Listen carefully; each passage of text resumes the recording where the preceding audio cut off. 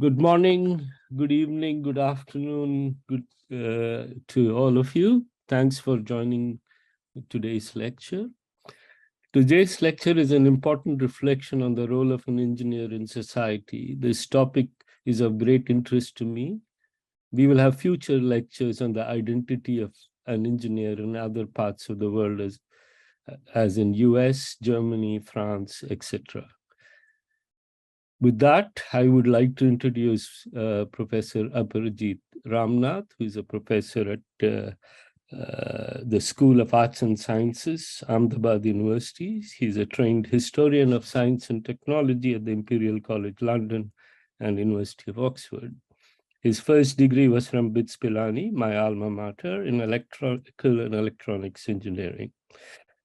His first book, The Birth of an Indian Profession, Engineers, Industry and State, 1900 to 47, was published in 2017.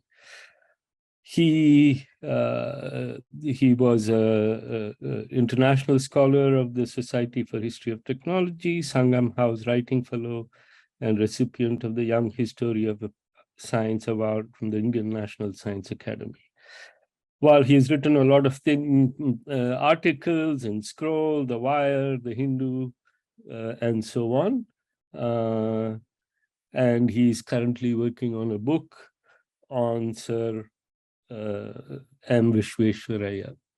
With that, his talk will be on who is an engineer, perspectives from late colonial history. With that, I go ahead and open the screen and I hand over the mic to you.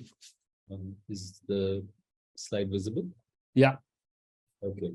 Thank you so much, Professor Subramaniam. And it's an honor to be invited to this forum. I've just been talking with Sub before the talk started, and I was mentioning that I went through some of the earlier talks in this series, and they're absolutely fascinating. There's so many different aspects of engineering education, but also the formation of an engineering ecosystem that have been discussed. And really, I'm a bit of an outlier here in the sense that I'm not an engineering educator myself. I'm not a practicing engineer myself, nor am I a researcher of the current state of engineering education. What I am is somebody who happens to have studied the history of engineering in a very important period of Indian history, modern Indian history. And I say important because it's a period that is slightly neglected. You have lots of Indian histories, a very well-developed literature on the high noon of colonialism, which is the 19th century. And of course, you have a lot of policy-related literature on more recent years. But this period of transition between the two world wars, the late colonial period, I think is really fascinating in terms of giving us an insight into what's happening in the Indian engineering profession. And I think that although my talk today is not going to talk too much about the second half of the 20th century, I think there are some interesting and important observations about the way this profession emerged in India that might still help us to reconceptualize it today. So that's my hope. And with those disclaimers and caveats, I'll start my presentation. The spectacular proliferation of engineering programs in contemporary India is no longer a surprising fact. On the global stage, Indians are seen as technically savvy. Of course, Google and Microsoft are led by Indian Americans. Scholarly surveys and popular culture suggest that engineering is one of the most coveted educational qualifications. It's seen as a mark of prestige and a ticket to the good life. This is not a very recent phenomenon. If you can go back as far as the 1980s to see it in popular culture, this famous song, Amir Khan singing Papa Kehte Hain. And this bespectacled student over here is being told that he's going to become an engineer, if you follow the lyrics of the song. And what's interesting is a few minutes before or after, there's another sort of wild, long-haired student who's picked out as the one who's going to do business. So, I mean, there's clearly some stereotypes there, but in Indian movies, there's long been this idea that the serious, respectable thing to do is to become an engineer. Even earlier, you see here Dharmendra in the film Satyakam, and he's representing the upright, morally uncorruptible officer of the state in many ways, but also the builder of the fledgling nation. Now, that said, in today's world, what most people think of when they think of an Indian engineer is probably something like this. Of course, the most famous, the CEOs of worldwide companies like Google and Microsoft, or people working in the IT industry more broadly, in computer science, or in what are perceived as the more cutting edge of engineering disciplines. But it's still not clear who or what an Indian engineer is, because there are so many other possibilities as well. Is it somebody like Sundar Pichai or Satya Nadella? Is it a polytechnic graduate working in an on the shop floor after graduating from an ITI, Industrial Training Institute? Is it an IIT graduate working in a financial services firm?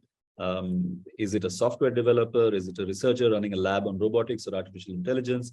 Is it a public works department officer in charge of a large dam? And of course, there are still many of them today, but they're less and less visible in the public consciousness. And I'm going to argue that the identity and status of the engineer, while it has certain strong roots in Indian history, in modern Indian history, has always been in flux, and it's reflected in its subtleties, the political and economic environment that has obtained at various historical junctures. So studying the history of the profession, I hope, will help us to kickstart a process of trying to understand what goes into making an Indian engineer. So I'm going to start with the 19th century, which is when the first cohort of practitioners in India called themselves by the English term engineer.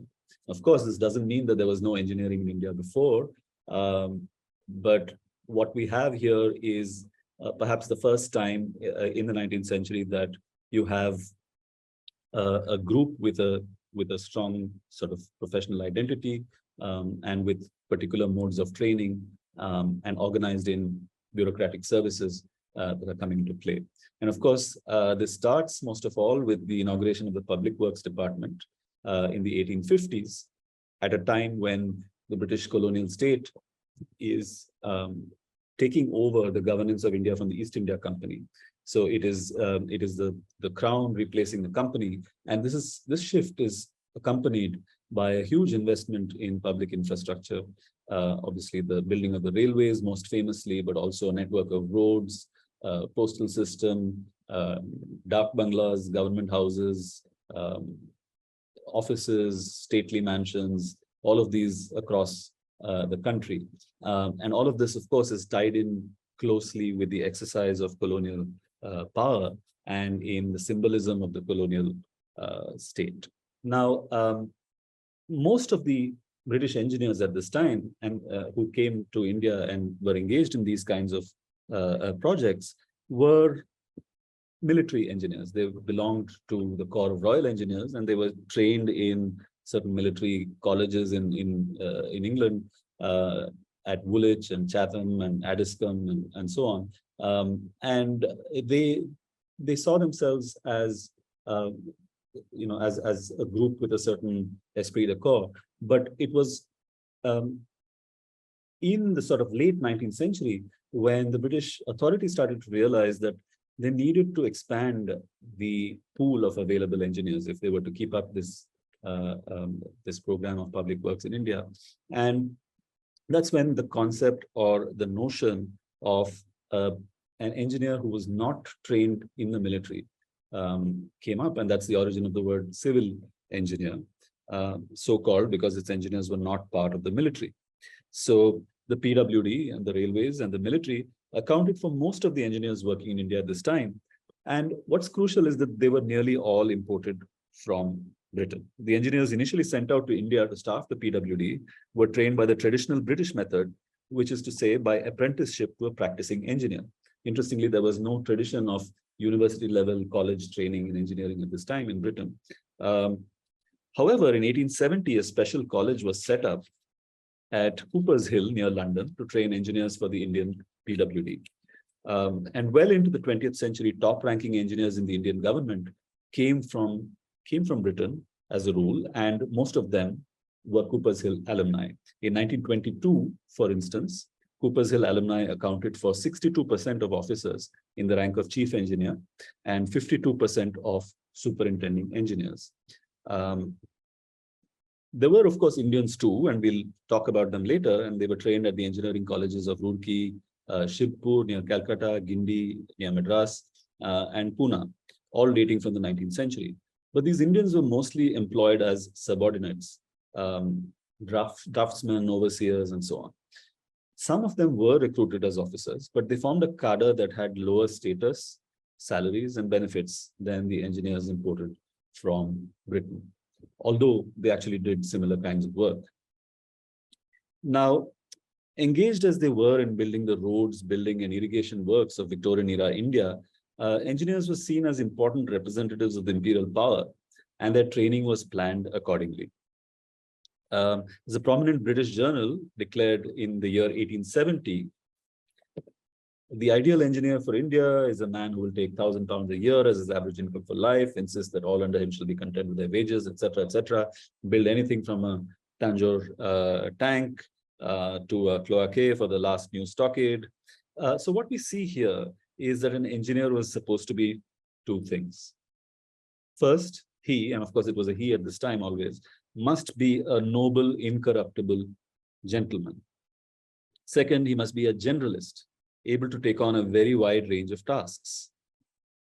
A typical engineer's duties were managerial as much as technical. He had to oversee accounts, order materials, manage contractors, examine designs, and conduct inspections. Of course, one would argue that this is par for the course for an engineer at in any context, but there were additional things as well. For instance, in some cases, British engineers in India acted as magistrates in their local circles. In other cases, they acted as undertakers for the British or for the European community. So there's a very strong identification of the engineer with somebody who has to represent a certain kind of bearing, who has to be a sahib, really. And this is actually one of the reasons that the college at Cooper's Hill was set up, because before that, civil engineers, that is engineers other than the military background engineers who came to India, were recruited by a sort of competitive exam, and they were known as Stanley engineers by the name of the Secretary of State for India who introduced that program. And there was great dissatisfaction about them in British colonial circles, because it was felt that this competitive exam threw up people from different social backgrounds, and they were not happy with the image that created of the Britain in India. So they wanted to create very specific kinds of representatives of the colonial state. And that's what they set out to do at colleges like Cooper's Hill. So let's return for a moment to that college. Imagine a group of officers emerging year after year from this one college sitting outside London and fanning out across the various Indian provinces. This college had a deep influence on the culture of the PWD. And Cooper's Hill engineers were trained to be gentlemen. Even the entrance exam included English history and classical languages, apart from maths and science subjects. In the college, students, of course, they worked hard, but they also had an Oxbridge-type lifestyle. Billiards, wine, formal meals, etc. The first president of the college, a military engineer himself, said that PWD engineers should be, I quote, not only good engineers, but religious men, at any rate, Christians in feeling and profession, end quote. In fact, once students entered Cooper's Hill, they had not only their subjects in natural sciences and civil engineering and so on, but they also had to take courses in Indian history and geography, in Hindustani and in other European languages. So of course, this last part had a dual purpose. It was not only for the production of so-called gentlemen, but also a recognition of the fact that they were going to go and work in India, and they needed to have some familiarity with the arena in which they were going to spend their careers. Now, in later years, Cooper's Hill was closed for various reasons. There were, part of it was competition from other British engineering colleges, which had started to come up under the various old universities. So Cooper's Hill shut down in 1906. But even though it shut down, it had set the template for the British engineer in India. The graduates of other British engineering colleges in the new emerging programs were now chosen by the Indian PWD by a selection board in London. And they continued to look for the kinds of people that they were getting from Cooper's Hill. There's a wonderful description of one of these admission interviews by an engineer called Geoffrey Hall, who was a graduate of the Central Technical College in London. He was interviewed around 1910, and this was at the India office in London. And he talks about how, I quote, he learned up engineering formulae. He looked at details of cement and brick manufacture, and quote, the weights and composition of materials. Whereas what he was asked for was to describe what sports he played at school, how he spent his leisure hours, whether he danced, whether he rode, etc. And so much he wrote for all my weeks of cramming. So Hall's social and sporting accomplishments and his institutional pedigree clearly carried as much weight to the committee as his technical qualifications. That's not, of course, to suggest that technical qualifications were not important. They were tested, but you can see that there is a balancing of emphasis. Now, of course, once they came to India, these British engineers took on the role of sahibs, and they lorded it over their circles and divisions. As I said, they acted as magistrates sometimes. Inspecting the open line on a railway was, a big production was made of it. You can see here a picture of one engineer and his family going on a trolley on the railway line. I think this is somewhere in not quite in British India. This was in the Nizam's Hyderabad, but they followed more or less the same system. And then you have descriptions of them riding around the countryside on horseback, shikar, hunting expeditions. And there's a lifestyle centered on bungalows and, social life and so on. Now, this is a time when the upper ranks of the PWD in various provinces are almost 100% manned by people coming from Britain. Now, people coming from Britain because they were recruited in Britain, in theory, this could include one or two Indians if they had the connections and the money to go and get themselves a degree in some place like Cooper's Hill. But that almost never happened. So in practice, this is a very racially segregated bureaucracy with so-called Europeans at the very top, Indians in the middle to lower rungs, and of course, Indians completely in the subordinate services and among the labor. But just to go back to what it was like for a British Indian officer in the engineering services, here is a page from the memoir of the wife of a railway engineer in Madras Presidency. And this is only a partial list of the servants that they had in their bungalow. So you can see they have, an ayah, you have a chokra, you have somebody who's learning to be a butler, you have a cook, you have even a Tanni Kach, which is the name they've given for somebody who brings in the hot and cold water for the baths, and so on. So it's there's a certain prestige and lordliness associated with this aspect of the profession at this time. And this prestige came precisely because of their status as government administrators. So the perks, of course, included housing, this retinue of servants, huge number of subordinates, government honors for long-serving officers, lots of descriptions of who got a CIE and who got a knighthood and so on. And I think in a way, this is one of the one of the original reasons for the great prestige that attached to the profession of engineering in India, it's really to do with the historical association with a particular kind of government servant. K.L. Rao was a famous hydraulic engineer who became a minister in Indira Gandhi's government.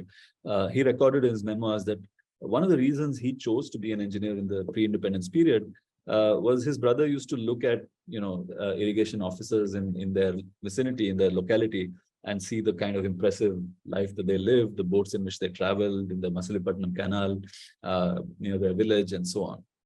So clearly, this kind of aspiration, while it was mostly achievable by British officers, percolated down to the Indians who were also going to be their colleagues, although, as we'll see, never quite on entirely equal terms. So what was the Indian, or as he was known at that time, the native engineer supposed to do? What was their kind of career trajectory? Where were they trained? As I mentioned, they were mostly trained at this time at the 4 major engineering colleges. And you can see here the syllabus for what was called the licentiate in civil engineering. It was the engineering degree offered by the Pune Engineering College, known then as the College of Science, in the 1880s. This is around the time that Visvesvaraya was a student there, and I've been looking into kind of atmosphere there. And the college had an inspirational Irishman as a principal who would write letters to government officials and promote his engineering students and say that they were very talented, etc. But at the same time, it was very clear that the system intended for them to become subordinates.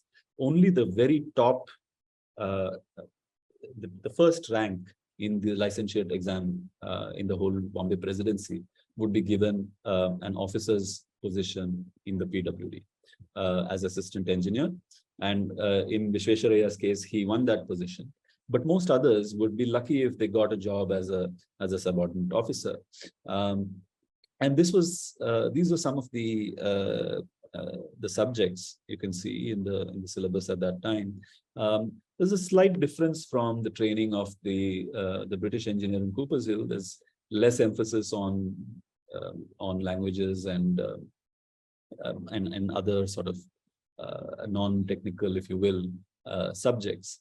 And partly this is tied in with the perception that there is something innately British about the qualities of a gentleman that is required to be seen in the engineering profession.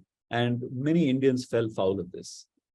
You can see here a quote from Prakash Tandon, who later became, I think, the first Indian chairman of Unilever, on his father, Ramnath, who was a subordinate engineer in the PWD in Punjab. And he says, father never relaxed from work. He explained to us that Englishmen could afford to relax because if things went wrong, they managed to explain it to each other. But if an Indian made a mistake, it was, after all, they don't have the experience. One must be careful with giving responsibility, etc. You can see here two very famous Indian engineers of this time, Gangaram, who became synonymous with the city of Lahore, with many buildings designed there, and then became a philanthropist. And you see, of course, M. Visvesvaraya, who became later Diwan of Mysore, but who spent 25 years in the Bombay PWD before that. Both of them did not reach the top rank of chief engineer despite their sort of legendary status. And this was, of course, chief engineers almost never were Indians until much later, until the 1930s, 20s and 30s. Visvesvaraya took early retirement from Bombay because he had reached the rank of superintending engineer and foresaw that he might not get to chief engineer at some point that he thought he deserved. There's what is interesting about the kind of the atmosphere that you look at in these debates at this time when British engineers are discussing their Indian colleagues.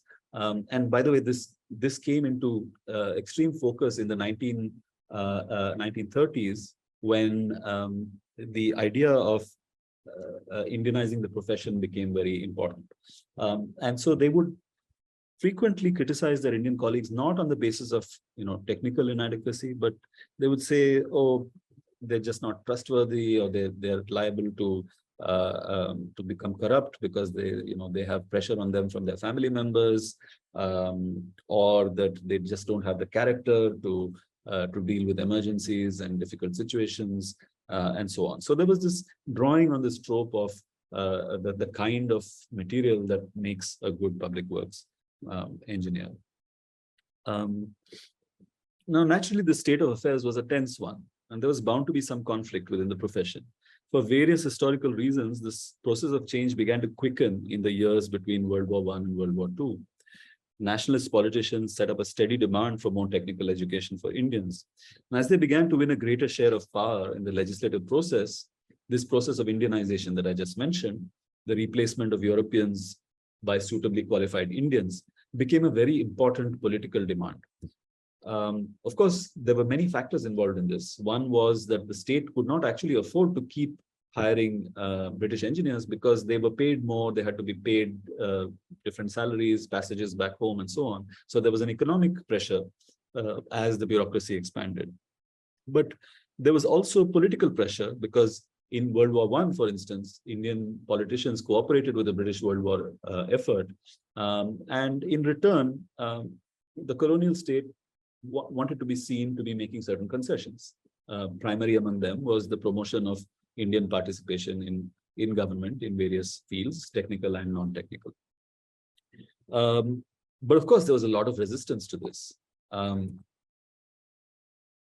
You can see here a cartoon from a series of drawings made by a cartoonist at this time, and it's titled the Kuch Parwa Nahi Pur Railway. So it's a kind of satire on the kind of railway system you might expect to see when Indians took over from their British superiors. And Kuch Parwa Nahi Pur obviously means anything goes in that place. And you can see here, how it's showing this engineer who's sort of sipping on his hookah and relaxing rather than going out into the field and doing important work.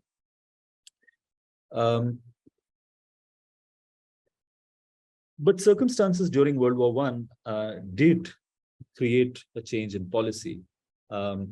And most important among them was the idea that the British government, which used to say, or the colonial government used to say that it was not their job to interfere in business matters or to promote local industries, which of course nationalist economists like Dadabhai Naoroji and M.G. Ranade were asking for.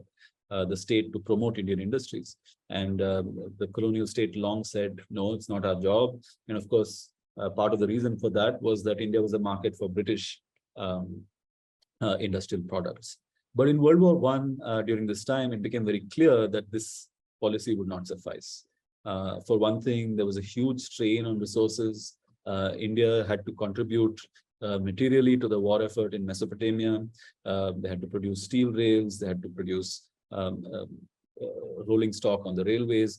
And it became clear that if some measure of industrial stimulation was not provided in India, then from a colonial point of view, India would not be able to hold its own in military conflict situations. So partly for this reason, there was a change, and there was this Indian Industrial Commission set up in 1916 to 18. It had several prominent Indian and British engineers on the committee. And one of the things that came out of this was the idea that there could be some government intervention, and primarily this took the form of tariffs. So protective tariffs were introduced for selected Indian industries like steel, paper, jute, and sugar. And if you look at membership statistics of professional societies at this time, it indicates a corresponding rise in the number of engineers employed in industry in this period. So this is a huge shift that occurs in the period in the 1920s, 1930s, and 40s. This profession, which has been hitherto dominated by British civil engineers working for the state, undergoes two transformations. One is what we call Indianization, which is the replacement of British by Indians, and the other is broadly industrialization. So although India was not a very industrialized country at independence, there were several significant individual enterprises that came up at this time, and they did absorb or create the need for a large number of different kinds of engineers from the ones that had dominated the profession in the period of the dams and public works that we just saw. Now, many of the enterprises in this growing industrial sector were owned by Indian business families. Historians have talked about various reasons why the existing British expat firms didn't want to get into these capital-intensive industries. And so a close study of these industries' modus operandi in garnering technical know-how complicates the picture that we have so far. I mean, obviously, it was not all dams, bridges, and railways, nor was it entirely a story of the center of engineering being London and the periphery being India. It was not entirely a colonial story. So if you look at TISCO, which is what this image depicts, it was set up in, it started producing steel in 1912. And the Tatas engaged the services of an American consulting engineer, not a British one, Charles Perrin, on your left here, to design the factory. And they employed a series of Americans as general managers. In the middle, you see John Keenan, who was one of the many American general managers of Tata at this time. They employed people from different nationalities, Germans, Welshmen, even some Chinese in certain departments. Now, many of these American engineers who were heading this this kind of enterprise were from places like the steel mills of Gary, Indiana. And among the Indians who were hired were people like Prem Narayan Mathur, who you see on the right of this slide, who had managed to go abroad through their own initiative. In this case, he had gone to the US and been trained in the Ford Motor Factory, or there were others who had gone to Germany or Japan to study industrial engineering. So this is a very interesting pattern because the colonial education system or the engineering education system at this point hardly offered any degrees or training that could suit someone for a career in industry. There were no degrees in mechanical and engineering, mechanical and electrical engineering until around the 1930s. And so companies had to hire either people from abroad or Indians who had gone to these places outside the colonial nexus of Britain and India. And this became also tied into this kind of idea of nationalism or Swadeshi. Of course, Swadeshi was very loosely defined, not as something purely Indian, but as something that is not British. Now, what is interesting, of course, is that this strategy of recruiting from abroad was expensive and could not be the sole method by which companies like TISCO or Kirloskar and others who were setting up at this time could recruit their engineers. So they tried to do it by themselves to some degree. Around 1921, there was something called the Jamshedpur Technical Institute that was established in the vicinity of the TISCO factory. And you can see here that in one of the very first years of its functioning, it has huge popularity in terms of people applying from different provinces of India to come and study here. And in its first avatar, it was what we would now call a kind of sandwich engineering program. So people who have graduated school and high school and then joining this institution where they're supposed to get some measure of theoretical learning 1 week and then spend 1 week in the works and then come back to the institute and so on. And this was immensely popular. Of course, in later years, in the 1930s, the JTI, the Jamshedpur Technical Institute, transformed its program more into a kind of postgraduate program where it took Indian graduates in engineering and then put them through a specialized program. And it's telling again that these graduates didn't come from the colonial engineering colleges, but from nationalist colleges or colleges with nationalist origins, like the Bengal Technical Institute in Jadavpur or the Banaras Hindu University. Now, the culture of engineering in some of these emerging industries was very different from the gentlemanly ideal of public works engineering. Here it was physical fitness, a willingness to work long hours on the shop floor, a lack of pretentiousness, etc., which were projected as the ideal attributes. And of course, this had something to do with the American hands-on training that its general managers had. But it found a counterpoint, an alternative type of engineer that sort of became a different kind of role model for those who were studying engineering or wanted to become engineers at this point in India. So what then was the common ground between this stately government engineer and the dynamic industrial engineer? For various reasons, they did view themselves as part of a common profession. We haven't talked yet about professional institutions. And of course, as most of you know, professional institutions are distinct from educational institutions. They exist to provide some kind of exchange of scholarly ideas, but also some kind of legitimacy to its members. And it's also often the case that these institutions perform some kind of a regulatory function. Now, until World War I, most engineers in India joined one of the London-based professional institutions, which was the Institution of Civil Engineers, which you see here, or the Institution of Mechanical Engineers, or the Institution of Electrical Engineers. Now, I did a sort of analysis of the numbers of different of the names of members of these different institutions, and you could see clearly that those two trends that we talked about, Indianization and industrialization, are being reflected in the membership roles of these institutions. That more Indian-based engineers, rather more Indian names were showing up in the India-based members of these institutions at this time. Where once the Institution of Civil Engineers was the primary institution, the other two started to pick up their membership once this phase of industrialization began. But people who were members of these societies still found that it was a bit impractical because they couldn't really travel to Britain to participate actively in their proceedings. So they were rather peripheral. So there was a movement. There were several movements actually over the years to create an equivalent or a replacement kind of institution, professional institution in India. And of course, the struggle of different groups of engineers to set up that new professional institution itself is reflective of the different visions of engineering that were beginning to come into play at this time. But the upshot of it all was that something called the Institution of Engineers India was set up in the early in 1920. It was headquartered in Calcutta. And this was an institution which expressly claimed to encompass all the different fields of engineering. So public works engineers, railway engineers, engineers working in industry, met regularly, discussed their work. And quite soon, this managed to become quite prestigious at this time.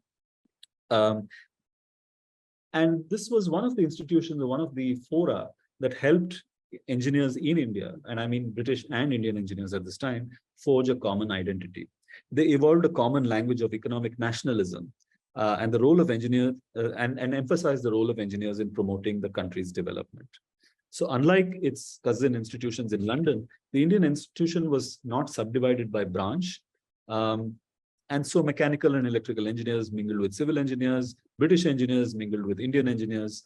And perhaps you could say that it was for the first time here in this kind of a situation that the notion of an Indian identity for the engineering profession was developed. Before, it was engineers seeing themselves as part of a larger British Empire profession, and they would compare themselves to engineers in South Africa or Australia and other places. But now in the period between the two world wars, you have even the British engineers in India starting to identify themselves with an Indian profession. Now, I'm going to very briefly make a few comments on what happens after independence. And this is not the area that I have studied in detail, and many of you will be familiar with it. But it's useful to make a few comments on that. In the years following independence, of course, almost complete Indianization took place. By the 1950s, almost all the British engineers had left. And the Indians who now came to prominence, as historians have shown, included figures like A.M. Khosla and Kanwar Sen, who were members of the Central Water Power Commission associated with the huge the huge multipurpose dam projects of the Nehruvian era. And they saw themselves as building not just dams, but also the nation. This is what historian Daniel Klingensmith calls nationalist engineering. And it went well with the Nehruvian emphasis on a modern nation with scientific temper, as he called it. Another historian, Ross Bassett, has a wonderful book, The Technological Indian, where he traces the emerging links between India and the United States in the field of technological education.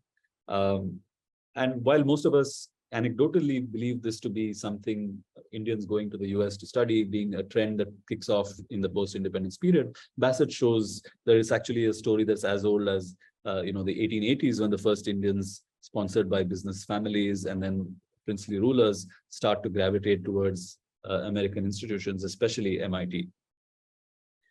And of course, the trend did intensify afterwards, after independence, and the IITs played a key part in this, mentored by foreign institutions. They produced a kind of engineer or technologist whose points of reference, according to critics, were global rather than specifically Indian. And while many migrated to different countries, many of them also returned and became a significant driver of what we see as the recent growth story with IT and so on. Now, I want to make a few remarks about M. Visvesvaraya, seen here in probably one of the rare photos in which he's a young man. And this is at the time, not really that young, because this is the time when he's Diwan of Mysore, is already, I think, in his 50s. But Visvesvaraya was something of an exception among Indian engineers in the sense that he achieved a status that very few Indians in that British-dominated era could dream of. Can I interrupt you and say, can you finish in the next 10 minutes, you think? I'll take about 5 minutes. Yeah, no problem. Thanks. So Visvesvaraya was, one of the one of the exceptions here, and he was identified very much. Or he very much set the template for a different kind of Indian engineering role model from what we saw in earlier eras. And he straddled the two conceptions of Indian engineering that we have seen, the one stately civil engineer on the one hand, and the active, modern, forward-looking industrial engineer on the other. He was, of course, a great prophet of industrialization, wanted to set up many industries, set up huge multi-purpose dam in Mysore, etc. But I think, and of course, he's now become an icon again, a national icon. He's enjoying a kind of resurgence because he's being tied in with a very particular technocratic ideal of how to develop Indian society. I think on another occasion, I might talk more about Visvesvaraya, but I think it's fascinating the many facets of engineering identity that come out in his story, and I think it includes elements of things that we should look to promote, but also elements that we should be wary of. And I'll mention a little bit about that in my concluding thoughts.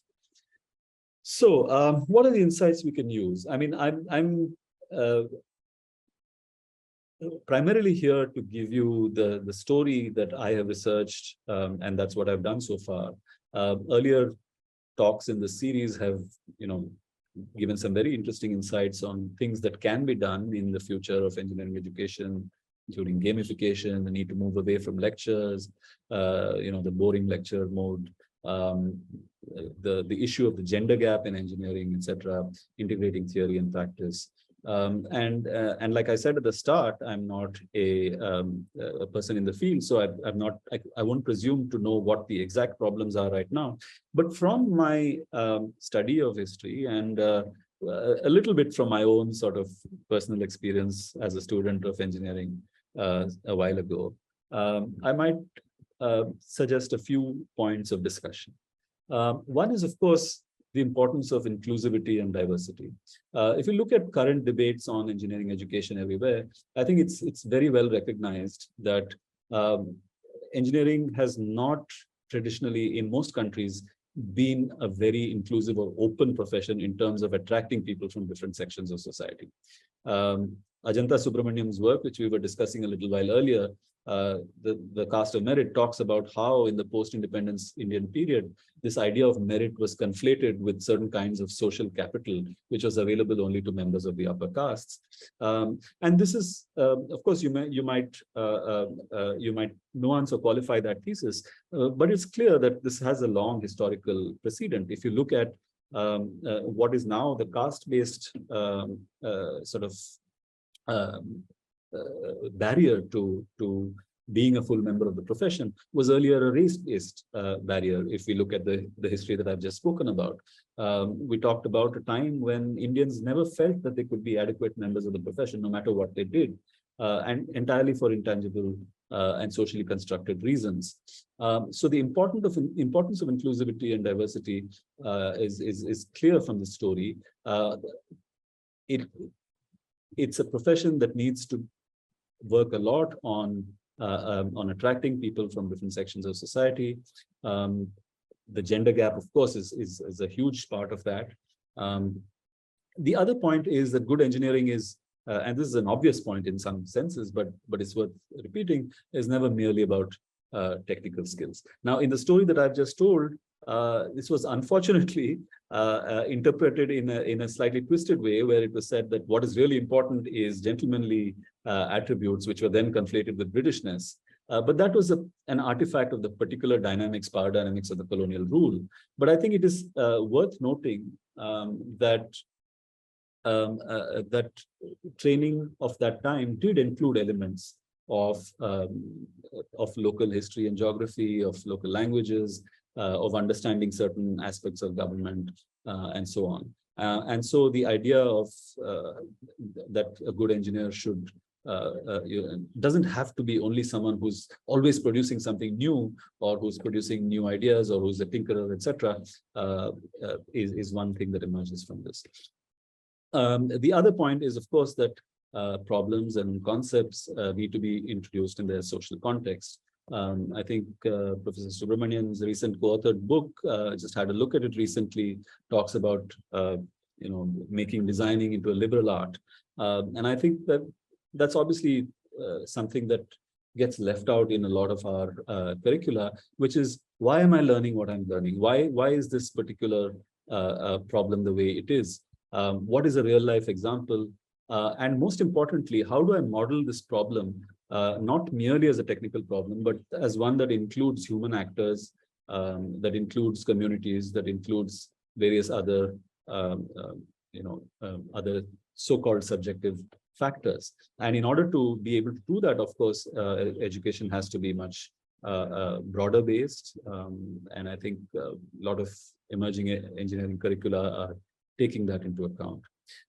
One point I think that perhaps is not talked about enough is, while we don't think about it so much when we talk about engineers today, but when we look at history and we look at the kind of hubris with which engineers across the world in the early 20th century, in the late 19th century, early 20th century, talked about their relationship with nature. I think that's something that we really need to take into account today. The idea that the job of the engineer is to make life more comfortable and more meaningful for the vast citizenry is, of course, a noble one. And this was one that animated the growth of the engineering profession globally at this time, and brought many engineers to the forefront of political life. You have, of course, Vishwesvaraya, but you also have Herbert Hoover, a mining engineer who becomes president of the United States, and other examples.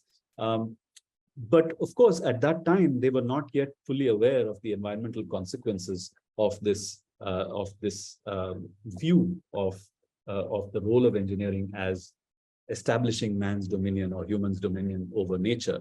And of course, that many of those assumptions are built into the way we think about the profession, and those will need to be addressed and changed, obviously, with climate change and the environment being a pressing concern today.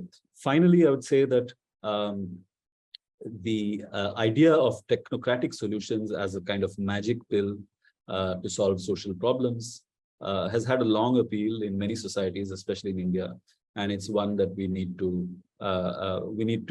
unpack and see how to create a more nuanced story in instead.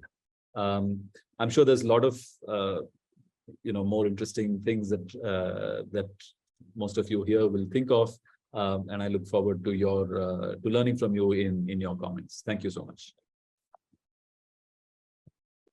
Thank you very much, Aparajith, for a lovely lecture. And I think this is an important lecture which we need to pursue in terms of unpacking different pieces of Indian engineering in order to reconstitute the new identity which is required in the future. I hope these lectures will provide us that forum as we go along. Anybody, Shyam, you want to? Yes, I thank you, Professor Ramnath, for a very interesting lecture, especially for putting the Indian engineering, starting with the colonial times, in the context. Of course, they did exist engineering before India, but that is not the subject of your talk. And because a good part of it was destroyed deliberately by the British. The question I have here is you put very well the British engineer in India as a Sahib. And it seems that not only in civil engineering, but arguably in industrial engineering also, is it possible that that Sahib attitude to engineering has persisted well into post-independence years, 75 years now, and that the relatively low level of innovation, design, creation of new things, designs, etc. in engineering has something to do with conceptualization of engineer as Sahib, largely divorced from any skills, knowledge, but no skills. That is probably still the case with most engineering degree education in India. We have a separate ministry for skills now. And engineers are not supposed to have any skills. So what do you think? Thank you, Professor Shyamsundar, for that question. I think absolutely. I mean, I've done some other work on technical education policy from the 1930s to the 50s, and that was also this time when this, the National Planning Committee was being set up, and they were talking about these different conceptions of technical education. And it was already clear from then that there was this divide between elite and non-elite strands of technical education that were coming into play. And I think one strand was what then led into the industrial technical institutes, and now into skilling and what you just mentioned, and the other into the more sort of prestigious institutions that were associated with university level education. I think yes, it's very likely that the British Sahib template continues in some sense, certainly in government engineering, but also in other senses, in the sense that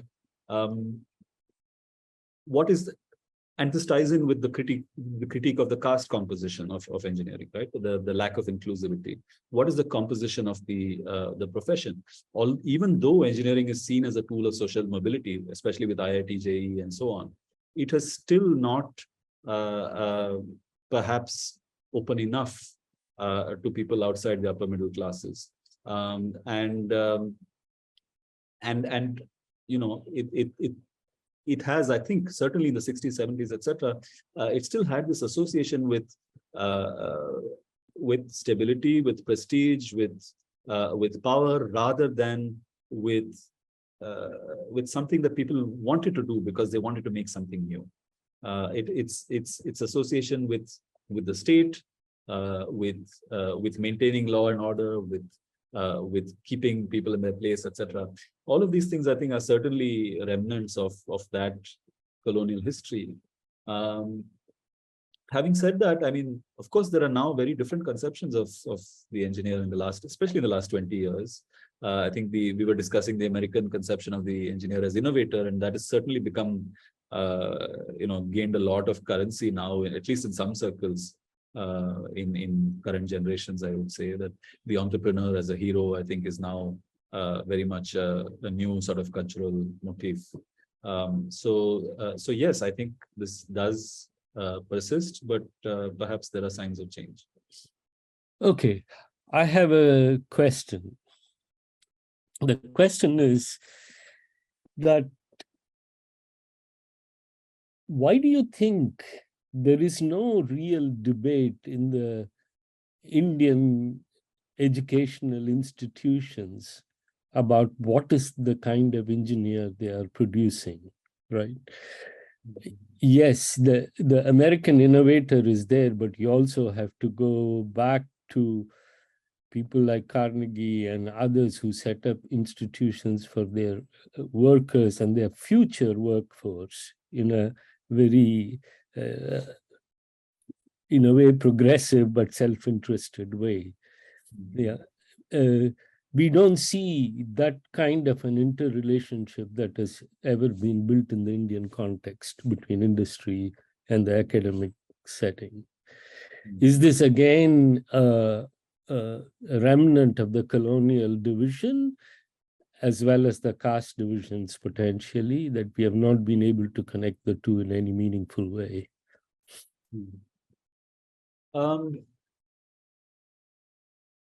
I'm sure that those factors play a part, but I'm just thinking about what you're saying, and it occurs to me that one player that, from my sort of casual observation, seems to be missing in the Indian context is strong professional institutions.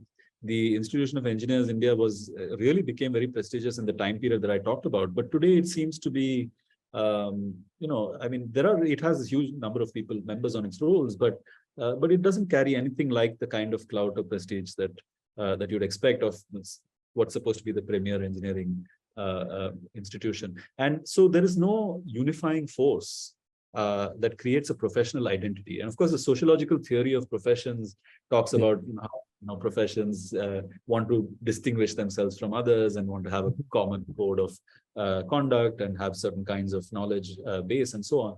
But right now, it seems very fragmented. If I look at, as I said casually, look at the kind of the impetus for engineering reform in Western countries, it seems to be very, of course, the institutions are involved and industries involved, but they are being connected through the forum of these professional institutions. And I think that this seems to be, and you can please correct me if I'm wrong, but this seems to be definitely lacking by comparison in the Indian context. I mean, take for instance, even a slightly related but slightly different point, the fact that it has taken so long for this debate on the regulation of engineering in India. I mean, registration of engineers is nothing like, like you have to be registered to be a medical practitioner. And of course, this is very prominent in certain European countries. But in India, it has never become a major concern. So I think that now I can't think why that is. I mean, is it Perhaps partly the idea is that there is no need, or people don't see a need for a single cohesive or a few cohesive professional institutions, partly because now there is this narrative of belonging to a global profession and global workforce and being mobile and so on. And that is, not necessarily a bad thing, of course. I don't believe that, Indians must not work on basic problems because India is a poor country.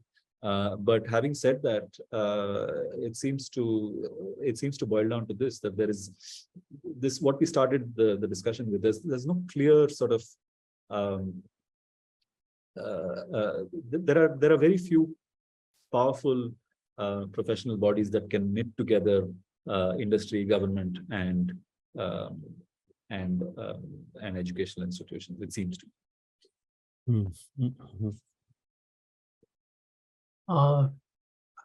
So if there's no other question, Go ahead. may I ask another question? Please.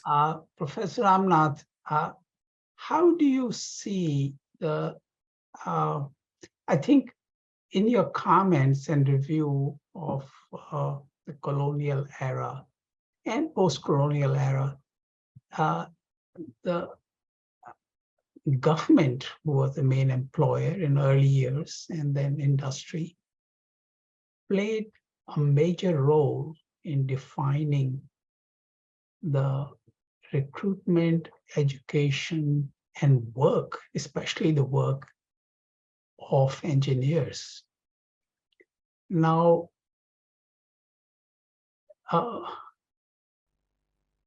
outside, let's leave the IT out, because in Ajanta Subramaniam's terms, IT will fall into the Brahminical disciplines of engineering, where you don't get any dirt on your fingers. But as far as the industrial engineering is concerned and innovation is concerned, why do you think the employers in the industry or government have not played a role in India in pushing education in the direction of away from engineering as a license for sahibdom, if that is the case? I must confess, I have no basis to answer your question, because I haven't really, I don't know exactly what would be the reason. My answer is as good as yours, but I think it's a very interesting point. I mean, if it is the case that industries, while saying, I mean, you read the newspapers and you have these ubiquitous headlines about how Indian engineers are unemployable on the whole. And if that's the case, and at the same time, you have this narrative that India is a great talent pool for engineers. So what are the companies doing about it? And why are they not seeing it as worth their while to invest in this kind of thing? Perhaps, I mean, again, this is a very speculative answer. Perhaps part of the answer is that a lot of the things for which they're employing engineers are not really engineering tasks at all. They just really only need people with certain kind of basic numeracy and basic education. And so one of the paradoxes of engineering is that the prestige of that term has now made it applied to a lot of other things which are perhaps not really engineering in the strictest sense. But then the question arises, if that's the case, why do we have this halfway house of people with engineering degrees which are not really effective? Why not then really invest in raising the social status of and the pay of graduates of the ITIs and other such institutions? As I think one of your earlier speakers was speaking about of course, the famous German system of technical high schools and polytechnics and so on. I mean, my own very brief sort of personal experience of this was when I was doing an internship in a textiles company as a degree engineer from supposedly one of the prestigious institutions.